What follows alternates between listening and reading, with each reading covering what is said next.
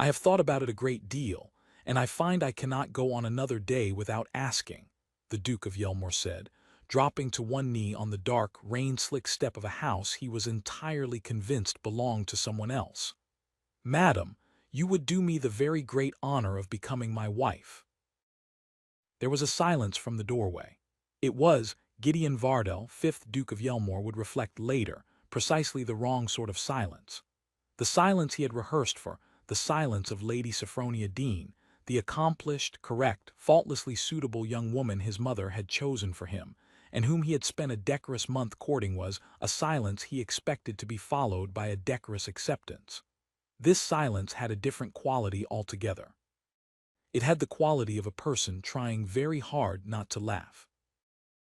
The trouble was the storm, and the dark, and the fact that the two great houses at the end of the Dean carriage drive were built as a matching pair, mirror twins in gray stone, and that Gideon had never once called at either of them after nightfall, and that his coachman, new to the district and half-blinded by the rain, had drawn up at the left-hand house when he ought to have drawn up at the right. Gideon had rehearsed his speech the whole way from town. He had got out into the downpour.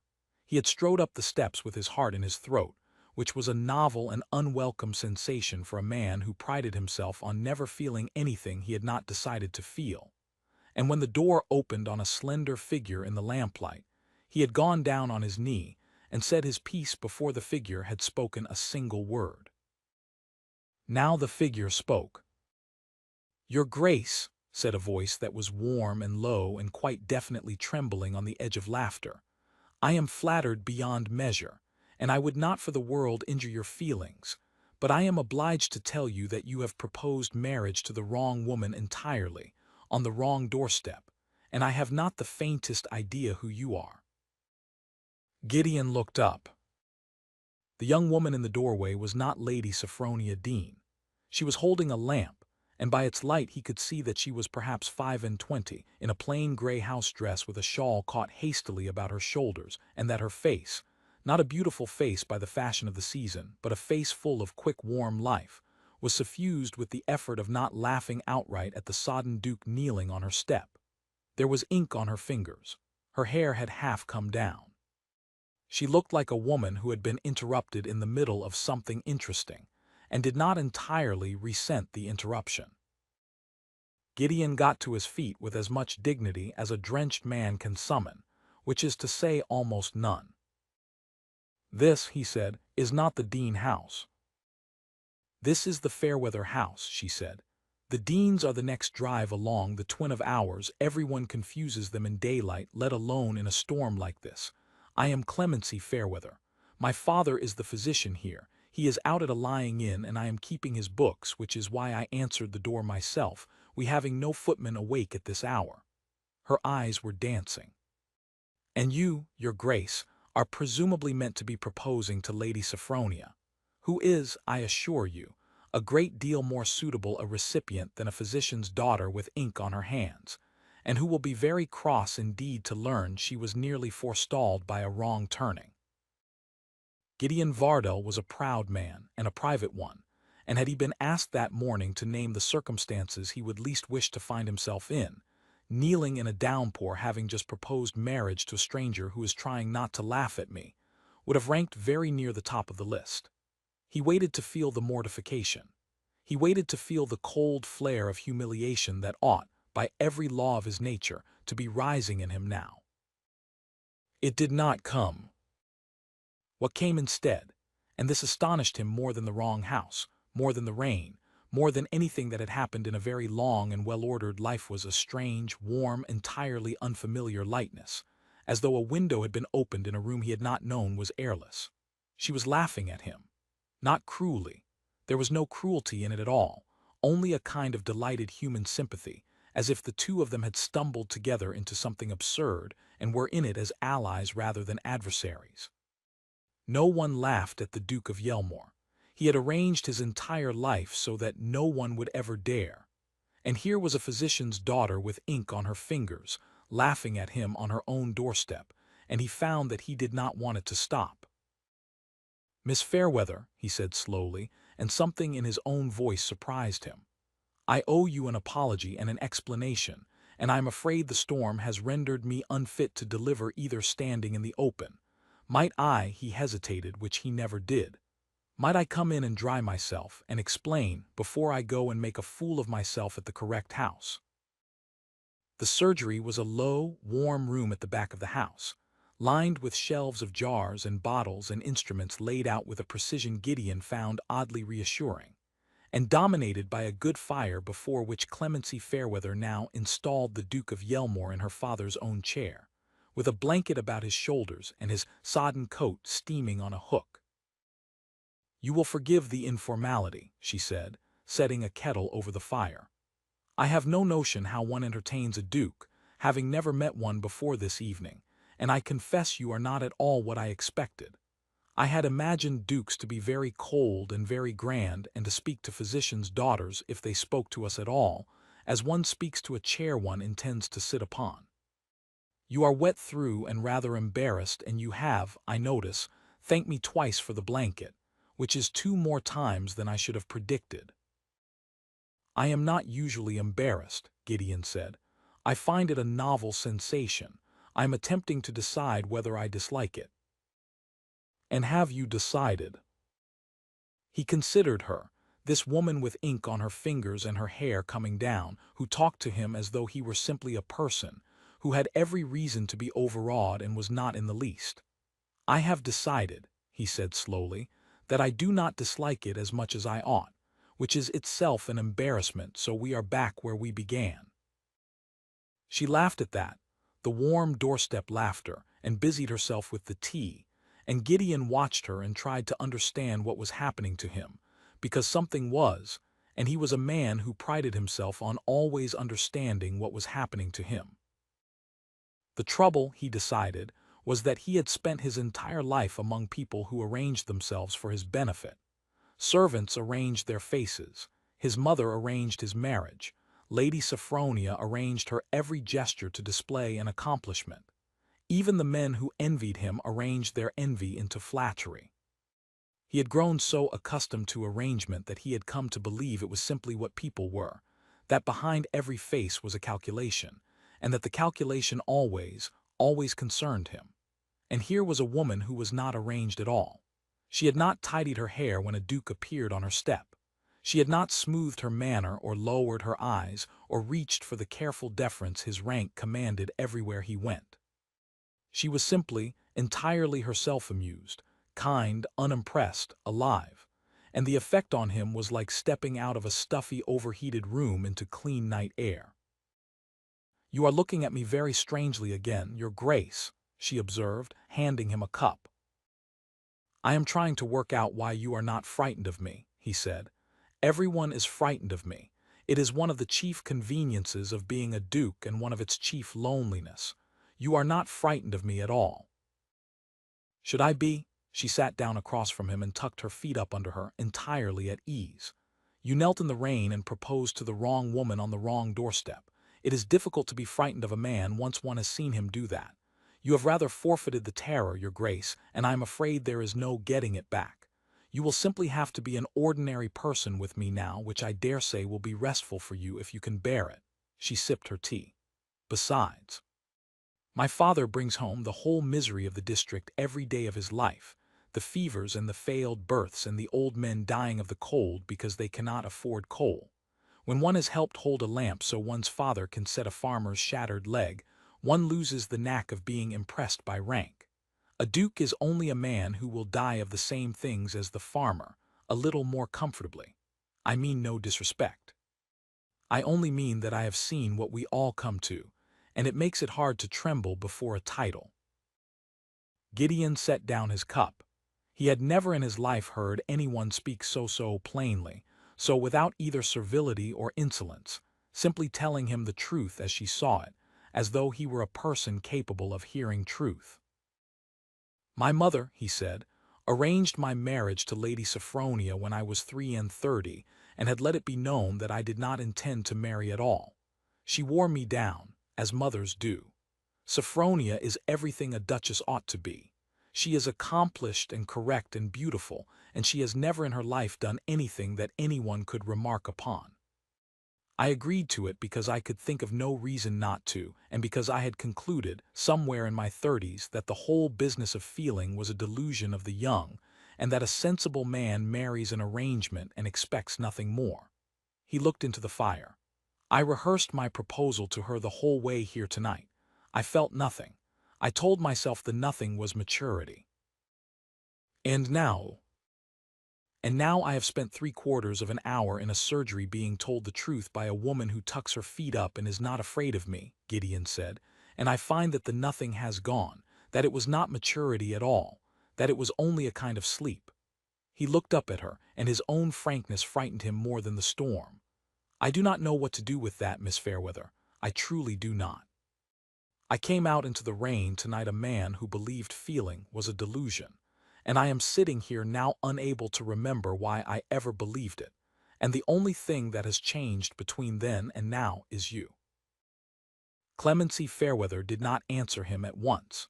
She looked at him a long moment across the firelit surgery, and the amusement in her face gentled into something more careful, as though she had just realized that the drenched stranger in her father's chair was in earnest, and that earnestness from a duke was a more dangerous thing in her small, warm room than any amount of grandeur. "You should go next door, Your Grace," she said quietly. "Your coat is nearly dry. The storm is fierce but not impassable. Lady Sophronia is waiting, correct and accomplished and faultless, and she will run your houses beautifully and never once embarrass you, and that is the marriage your mother arranged and you agreed to, and it is, by every measure a sensible man applies, an excellent arrangement."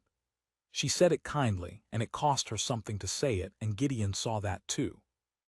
"You have had a strange night, and a wedding, and too much of my tea, and in the morning you will be very glad I sent you next door."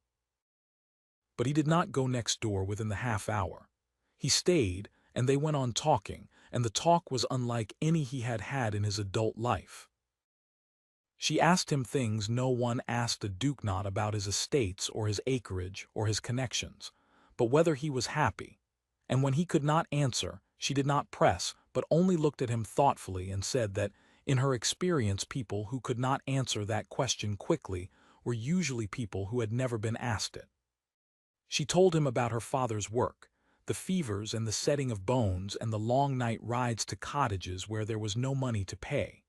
She told him she kept the books and mixed the simpler remedies and had wanted once to study medicine herself, which had made her father laugh, though kindly, because the world did not allow it.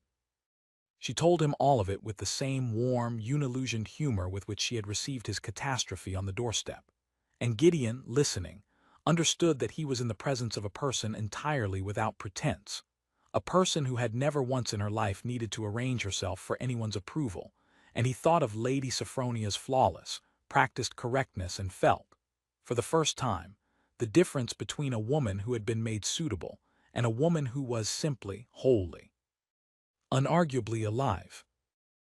"You are looking at me very strangely, Your Grace," Clemency said. "I am thinking," Gideon said, "that when I knelt on your step in the rain and asked you to marry me, I did not know it was you. And I am thinking that I have spent an hour and a half in your surgery, and I now know it is you, and that this changes the matter considerably." She went still, the humor flickering. "Your Grace, when I proposed to Lady Sophronia in my head on the road here, I felt nothing," he said. "I want you to understand that. I rehearsed the words and I felt precisely nothing, and I told myself that this was maturity, that a sensible man does not expect to feel things, that marriage is an arrangement and feeling is for boys and poets. I believed that this morning. I believed it 2 hours ago." He set down the cup. "And then a wrong turning put me on your doorstep, and I said the words to a stranger and felt nothing, exactly as I expected. And then you laughed, Miss Fairweather, and I felt everything all at once, like a man who has been cold so long he forgot he was cold until he was brought near a fire. That is not an arrangement. I do not know what it is. But I know that if I go next door now and propose to the correct woman, I will be doing a wrong thing correctly, and I have done enough correct wrong things to last 3 lifetimes." Clemency Fairweather set down her own cup with a hand that was not quite steady. "You cannot," she said, "be serious. You are a duke. I am a physician's daughter. You have known me 90 minutes. This is the storm talking and the strangeness of it and the wine you had before you set out, which I can smell, your grace, faintly, do not deny it. In the morning you will be appalled at yourself. In the morning you will thank Providence for the good sense that keeps dukes from marrying the first ink-stained girl who laughs at them. And you will marry Lady Sophronia and run your beautiful houses, and be exactly as unhappy as you were when you could not answer whether you were happy. And that will be the correct and sensible outcome, and I will not be the woman who talked you out of it. I did not propose to you by mistake, Gideon said. I proposed to the wrong house by mistake. When I say now in my right mind, dry with the wine long worn off, that I do not wish to take it back, that I find, having proposed to you, that I want it to stand, that is not a mistake, Miss Fairweather. That is the first thing I have wanted for myself, and not for correctness, in longer than I can remember. Then you must want it in the morning too, she said, and not tonight when everything is upside down. Go home, your grace. Go to your correct house tomorrow and see Lady Sophronia in the daylight and see me in the daylight, ink and all, and then, if you still, her voice caught. Then come back and I will believe you, but not tonight. I will not be a thing a man does because the roof was leaking and the girl made him laugh. I am worth more than a wrong turning, even if I am only a physician's daughter. Especially because I am only a physician's daughter.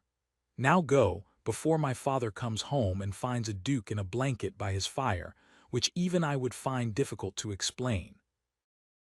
It was at this delicate juncture, the Duke of Yelmoor steaming in a blanket, and confessing that a physician's daughter had woken something in him he had thought long dead, that the front door banged open in the storm and a voice called wearily down the passage.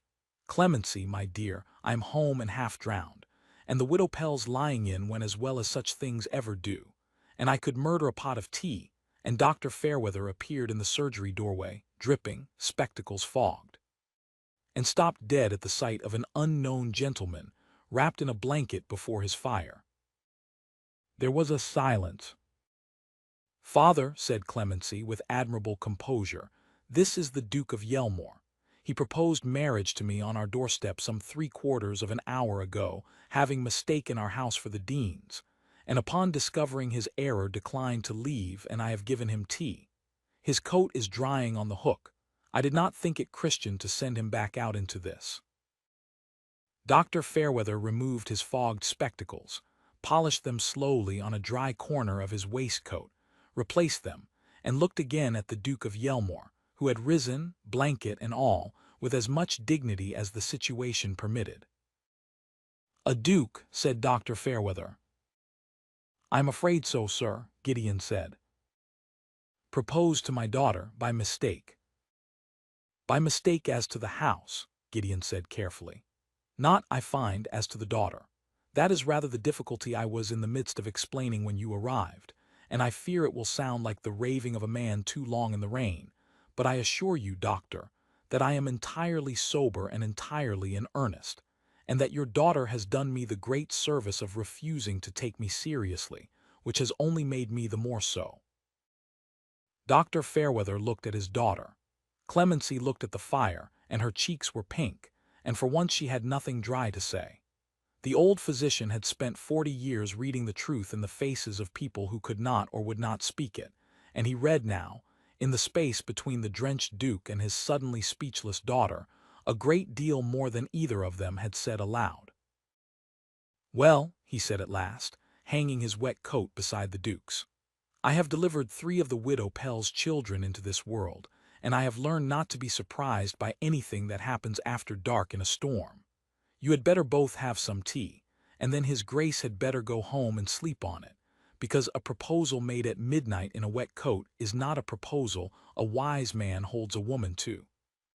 If he is still of the same mind in the daylight, the old man's kind eyes rested a moment on Gideon, weighing him, and something in them warmed. Then he may come back and make it properly, and we shall see what my Clemency says when she has had a night to recover her wits, which the arrival of a duke seems, remarkably, to have scattered.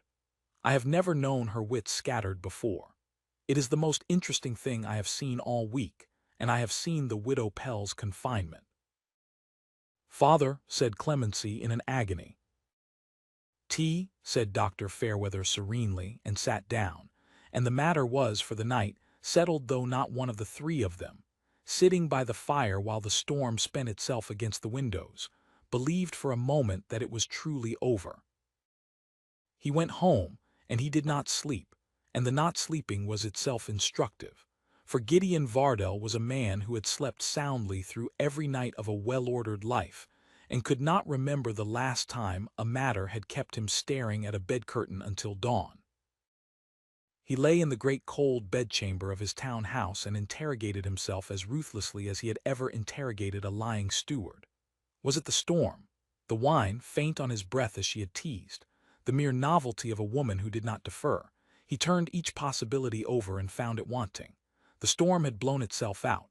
He was stone sober now in the small hours, and novelty in his long experience wore off within the hour and left only tedium. This had not worn off. It had, if anything, sharpened. He could not stop hearing her laugh. He could not stop seeing her tuck her feet up beneath her, entirely unafraid, and tell him that a duke was only a man who would die of the same things as the farmer, a little more comfortably. He had spent his whole adult life being told he was exceptional, and this ordinary woman had told him he was mortal, and it had felt, unaccountably, like being loved. Toward morning, he understood the thing he had been circling all night, and the understanding was so simple that he was ashamed it had taken him 36 years, and a wrong turning in a storm to reach it. He had confused suitable asterisk with good asterisk. All his life the world had presented him with suitable women, correct, accomplished, faultless, exactly what a duchess ought to be, and had told him that suitability was the highest good, that a man in his position should want nothing more. And he had believed it and had felt nothing, and had concluded that the nothing was the natural condition of a grown man, that feeling was a fever of the young that a sensible person outgrew. But it was not the natural condition of a grown man. It was the specific consequence of surrounding oneself only with the suitable, who by their very nature could never surprise, never challenge, never reach past the arrangement to the actual person beneath. Lady Sophronia was suitable, and Gideon felt nothing, and he had blamed his own heart for the nothing. But the fault had never been in his heart. The fault had been in a life so carefully arranged that nothing real had ever been permitted to reach it.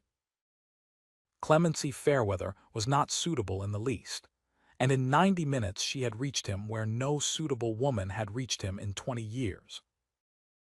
By the time the gray light came up over the rooftops, the Duke of Yelmoor had made his decision, and having made it, felt the strange peace of a man who has at last stopped arguing with himself. He would call first at the correct house. He owed Lady Sophronia that. He owed her the truth to her face rather than a cold note delivered by a servant.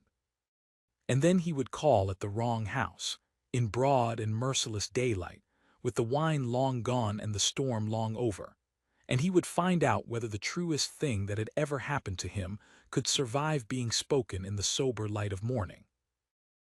He dressed with care and went out into the washed and glittering morning, and he called first at the correct house. Lady Sophronia received him in a morning room of impeccable taste, and she was, as ever, precisely what she ought to be: composed, gracious, faultlessly turned out, not a hair or a sentiment out of place.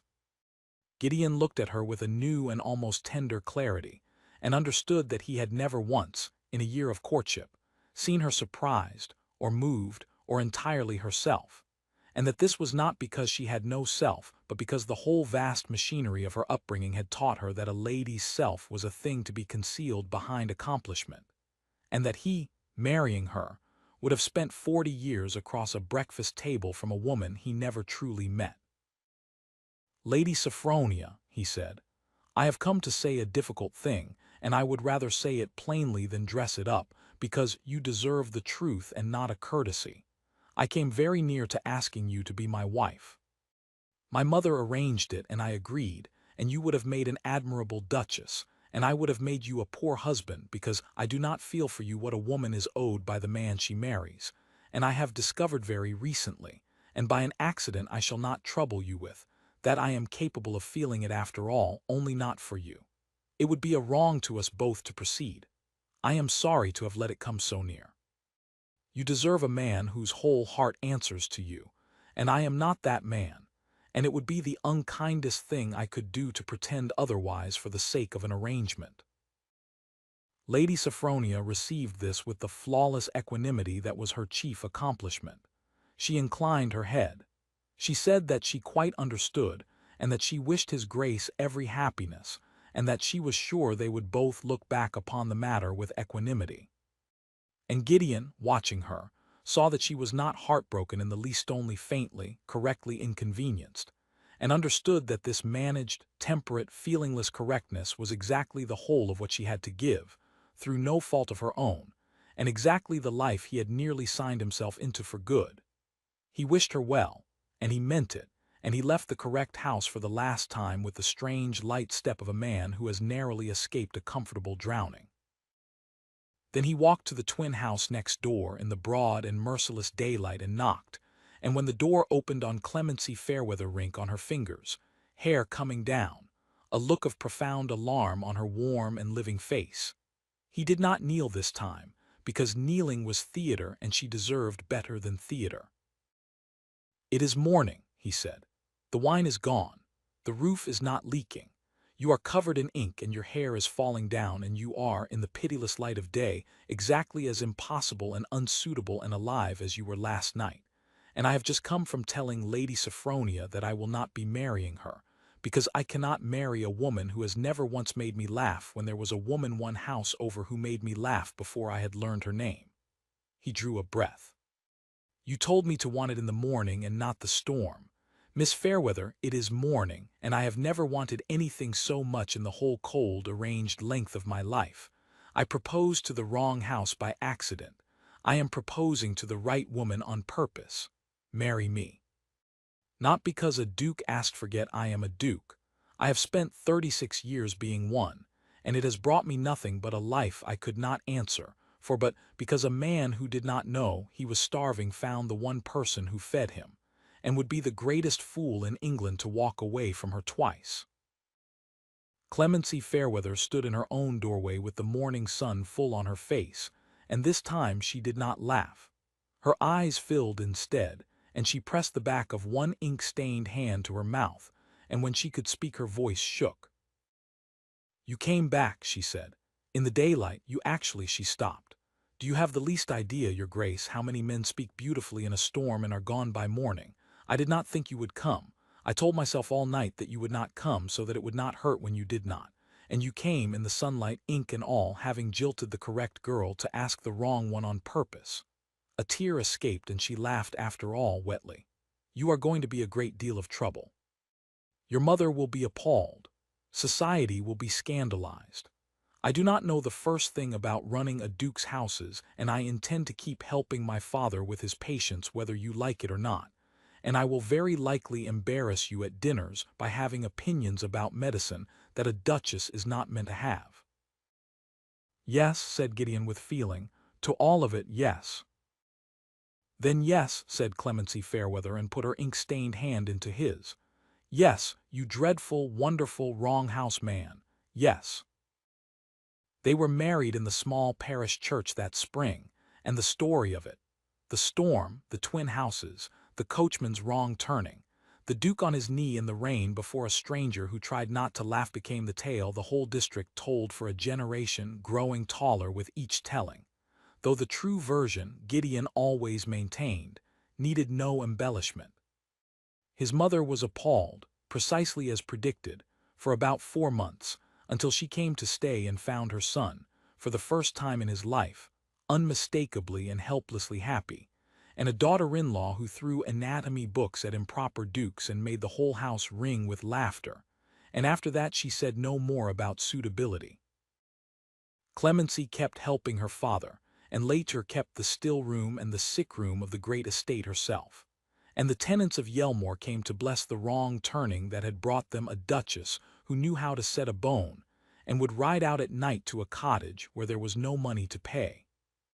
And on stormy evenings, when the rain came down hard on the great house and the fires were lit, the Duke of Yelmoor would sometimes take his wife's ink-stained hand and say, gravely, "I have thought about it a great deal, and I find I cannot go on another day without asking," and she would answer every time with the same warm doorstep laughter that had thawed a frozen man in a single night. "Yes, your grace. You have quite the wrong woman, and I would not have it any other way."